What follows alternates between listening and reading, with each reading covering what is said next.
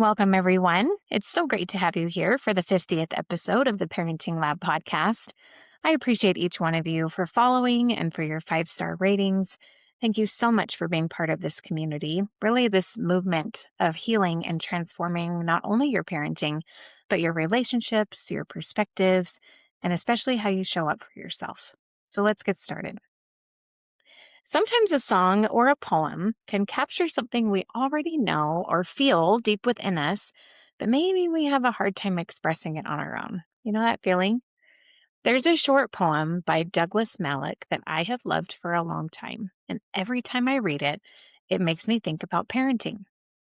A portion of it goes like this: The tree that never had to fight for sun and sky and air and light, but stood out in the open plain and always got its share of rain, never became a forest king, but lived and died a scrubby thing.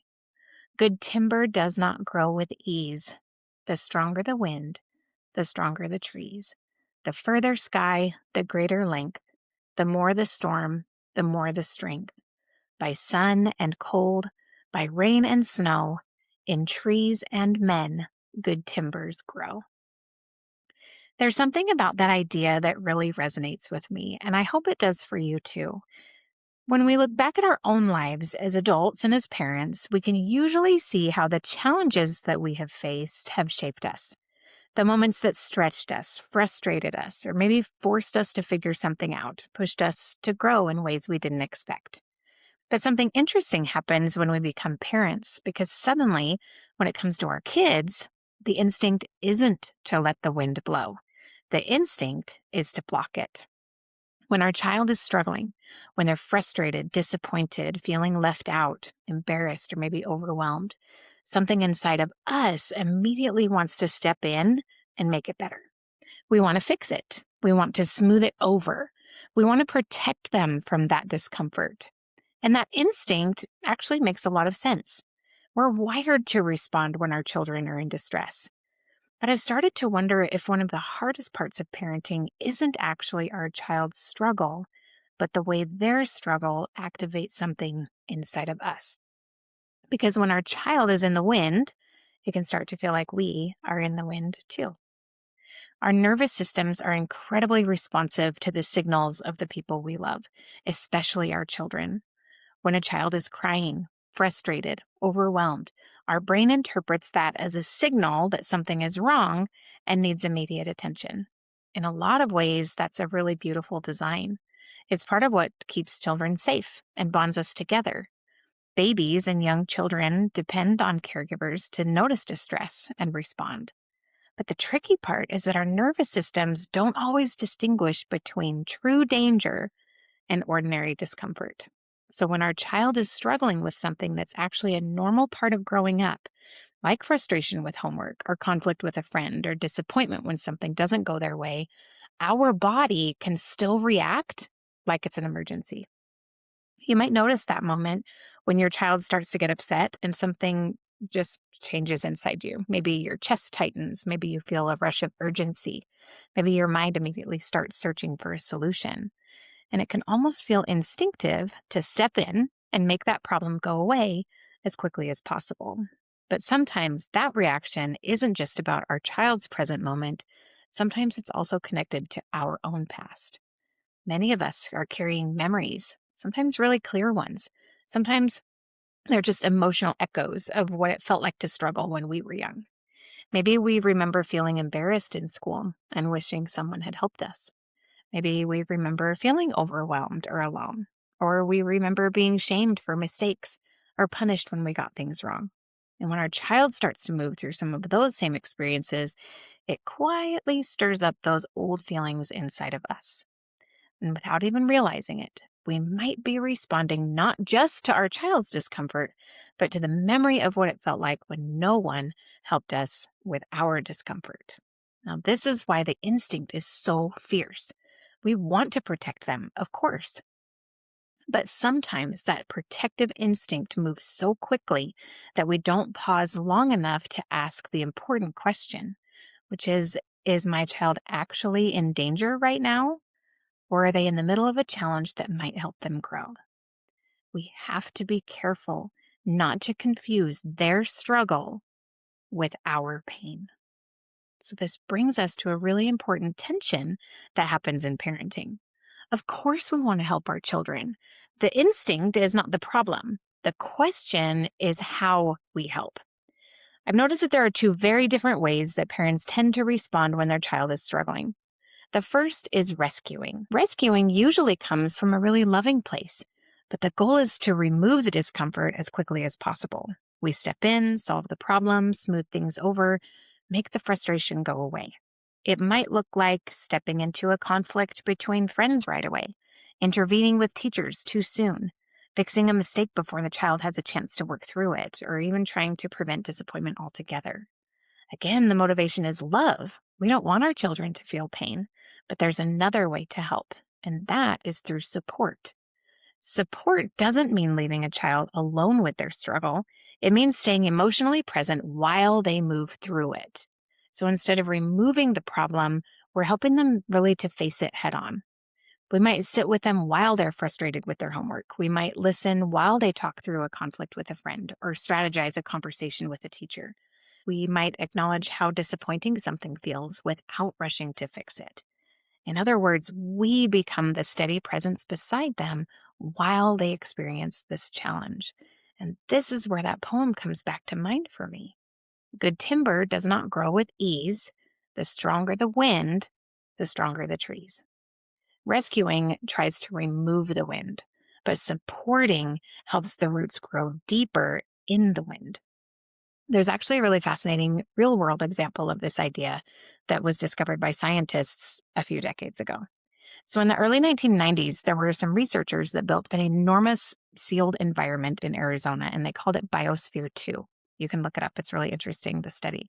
It was designed to be a completely self contained ecosystem, almost like a miniature version of the Earth, right? Inside, they had rainforests and deserts, and they simulated oceans and farms. There were thousands of plants and trees. And the idea was to see if humans could potentially live inside this fully enclosed environment in preparation for things like living on Mars and things like that in the future. Now, at first, everything seemed to be going really well. The trees inside the biosphere were growing really quickly, even faster than they did in the real world and faster than they thought they would in this biosphere. They were tall and leafy and healthy looking, but not long after, as the trees got taller, they started falling over. One after another, these trees that looked perfectly healthy would suddenly collapse before they were mature. At first, the scientists thought it must be a problem with the soil or the nutrients or the watering, but everything was checking out. Everything seemed ideal. But eventually, they realized the problem was something so much simpler because inside the biosphere, there was no wind. In the natural world, trees experience small amounts of stress from wind almost every day. When the wind blows, the tree sways slightly, and that movement signals the tree to strengthen its structure. The trunk grows thicker, the roots grow deeper, and the tree slowly builds the strength it needs to support the height. But inside the biosphere, the air was still. The trees were growing tall, but they had never developed the structural strength to hold themselves up. So without the wind, they simply couldn't stand. And that to me is such a powerful image because I think that's exactly what happens in parenting when we try to remove all of our children's discomfort. It's so natural for us to want to create a perfectly calm environment for our kids. We want to protect them from stress and frustration and disappointment. But just like those trees, growth without challenge doesn't necessarily create strength. It's those small stresses, the moments of effort, frustration, problem solving, perseverance that help children develop those emotional roots and the strength that they will need later on in their lives. Not constant storms, right? But just enough wind to get them to grow strong. When children experience difficulty and they know they're not alone, something powerful happens inside them. They start to learn that the hard things are manageable, that frustration doesn't last forever, and that they're capable of figuring things out. But if we remove every challenge the moment it appears, children don't get the chance to build that internal strength. So the goal isn't to step back and let our kids struggle without us. The goal is something much more nuanced. It's learning how to stay close without taking the wind away. When we look at this with the help of nervous system science, we see something interesting. Resilience isn't something children are simply born with or without. It's something that develops over time as their nervous system learns how to move through stress and return to a sense of balance. If you've taken the regulated course in the Transformed series, you might remember the idea of the window of tolerance. And that's the range where our nervous system can experience emotion and challenge and stress without becoming completely overwhelmed. When a child is inside that window, they might feel frustrated, disappointed, nervous, upset, but they still have enough capacity to think and to problem solve and to stay connected to the people around them, right? And this is where the growth happens.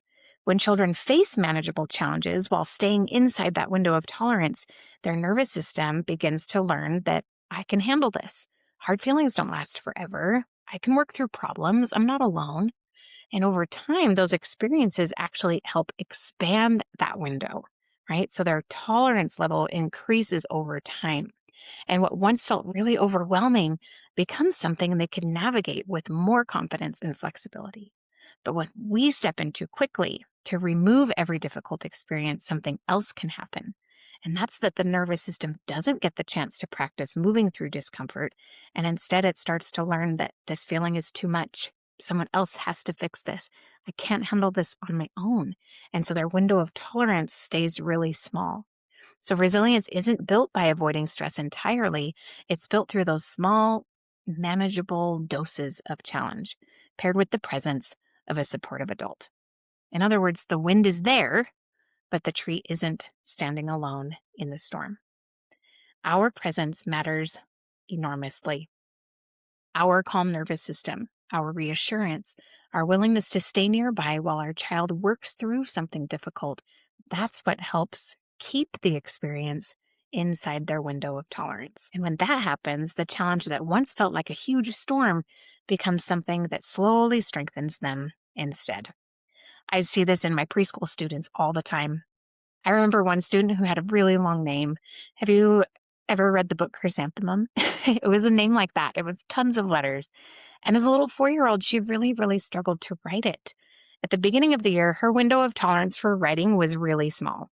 Her attention span, the little muscles in her hands, they just weren't fully developed yet. She tired easily and got frustrated when the pencil slipped out of her fingers, or when she still had so many letters left. But each day that we were in class, we sat together and we worked those muscles. We practiced. She cried and said, I can't do it. It's too hard.